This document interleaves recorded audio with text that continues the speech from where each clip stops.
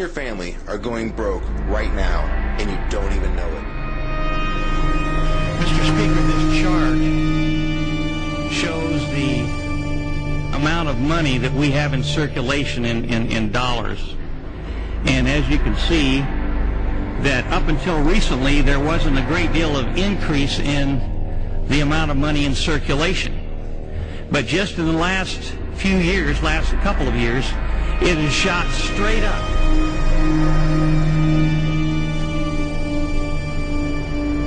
That up until recently, there wasn't a great deal of increase in the amount of money in circulation. But just in the last few years, last couple of years, it has shot straight up. Straight up. That means that we're seeing an inflationary trend unparalleled in American history, but that's not the end of it. People need to know that their money is going to buy a lot less if we continue down the road we're on. Now, what people need to understand is the excess printing of the United States currency is just another tax on the American people. It takes the value of the dollars that they have and makes them worth less in the long run. Meanwhile, you're still making roughly the same amount of money, yet the prices for everything from gas to milk are going up constantly, when in fact nothing is really going up in price. It's the dollar's actual value that's been dropping and not prices going up.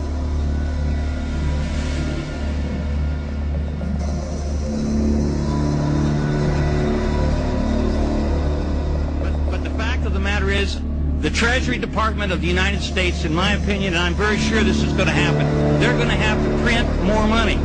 Billions and billions of dollars in additional money. And when they put that into circulation, the law of supply and demand is going to make it very clear that everything that we buy is going to cost a heck of a lot more. Now, if you have $100 and 100 quarts of milk, a quart of milk would cost $1. But if you triple the money supply and you have $300 and a quart of and 100 quarts of milk, it's going to cost $3 for a quart of milk. And that's the way inflation works. And this is a very clear signal that our money supply is going up like a rocket right now. Other times it goes much faster. Take, for instance, right here, in September of 1923, in a German inflation, 10 million marks would buy a loaf of bread. But it wasn't too long after that, a few weeks later, it took, it took 50 million marks to buy it, and then a month later it took 500 million, and of course the whole thing fell apart.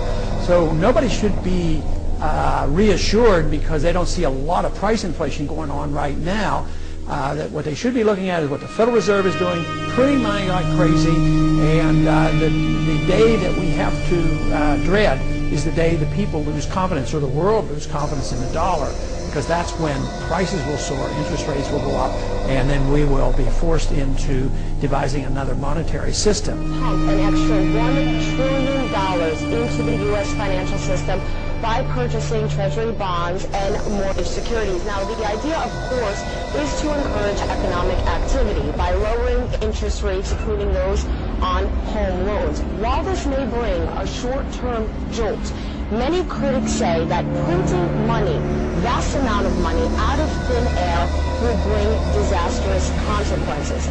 More specifically, hyperinflation and the plunge of the U.S. dollar. Many experts have gone on record saying that the U.S. monetary policy has passed the point of no return when it comes to printing money.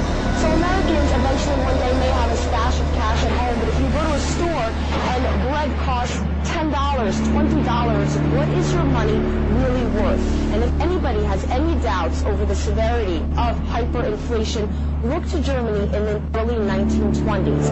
At that point, paper currency had lost so much value that people were literally burning it in furnaces to stay warm. The problem and severity of this situation cannot be underestimated. What people in Washington are thinking right now, no one knows.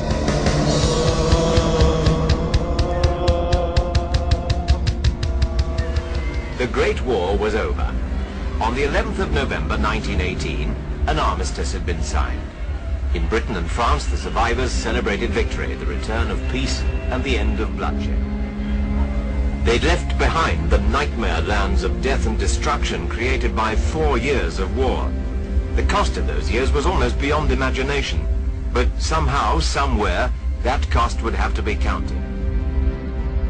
that Germany should be let off lightly would have seemed sheer madness to Frenchmen who'd seen the effects of the German war machine on their own country.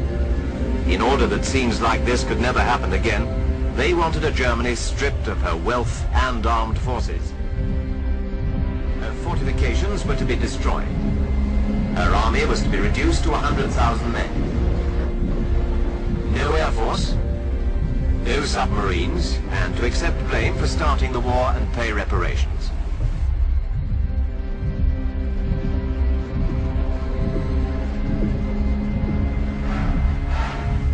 The rebuilding of war-damaged France was costing the country a great deal of money. Germany was already in a bitter mood. Might not reparations only make things worse? But these arguments didn't impress the Allies, who fixed a sum of £6,600 million for the Germans to pay. For some time, the value of the mark had been dropping, and as the value of the notes decreased, so the amount of notes needed to buy things grew. Banks became more and more hard-pressed to meet the ever-increasing demand for paper money. For their customers, suitcases replaced wallets. To meet this crisis and pay the strikers in the Ruhr, the government simply printed more money. And as it lost its value, so it cost more and more to pay wages, to buy food. Hundreds of thousands. Millions, whatever figure was printed on the notes, really meant nothing. The German mark was worthless. As in a fearful dream, people's life savings were blown away like leaves in a gale.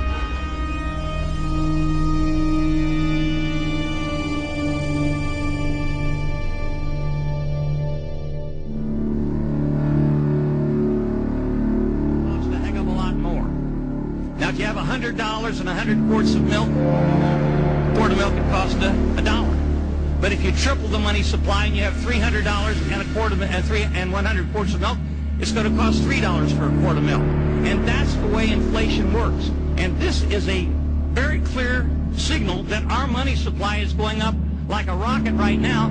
And Secretary Geithner is talking about $2 trillion more in addition to what they're talking about in the supplemental. The supplemental is over $800 billion, almost another $1 trillion. The omnibus spending bill, which we're going to be passing, is $410 billion, and there's a $100 billion supplemental. Now think about that. Where is all that money going to come from? You can't give people something unless you take it away as far as taxes are concerned. So we can't tax people that much. And so what they're going to have to do is they're going to have to inflate the money supply. And they are going to do it. The manipulation of our money supply is something that everybody in this country ought to be concerned about. They really should be concerned about it, because the value of the money you have in the bank, and a lot of people have already lost a ton in the stock market, but the value of the money that you have in the bank and under the mattress or wherever you keep your money is going to be devalued dramatically because they're going to print so much more money. So there'll be trillions of dollars more chasing the same amount or fewer goods and services. And everybody in America ought to be saying that we got to put a hammer on the spending and put a hammer on these big policies that we're coming up with right now. I don't think people realize, honestly. I understand we have economic problems, but this is going to put our kids, our grandkids, and our posterity in one heck of a situation, because they're either going to be taxed to the limit or way above the limit, or they're going to have to deal with an inflationary spiral that means that the amount of money they have won't amount to anything. In Zimbabwe right now, that one piece of currency is worth about 12 million of their former currencies. So they just put more zeros on it.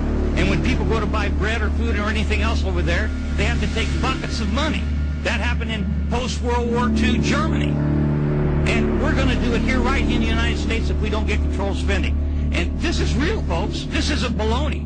Geithner said today he may have to monetize up to $2 trillion or get loans for $1 trillion or $2 trillion. $410 billion in the omnibus, $800+ billion in the stimulus, $100 billion in the supplemental. I mean, where's this money going to come from?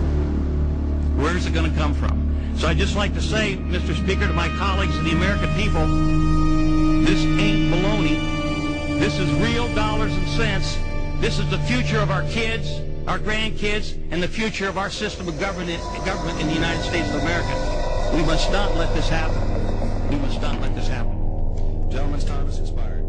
Under a proper currency, government simply cannot finance wars. Why? Because they'd have to come clean to the people and say, oh, if we want to invade country X, it's in effect going to cost you a marginal tax rate of 75%. People would quite literally burst out into laughter and say, this is patently absurd that you propose to do.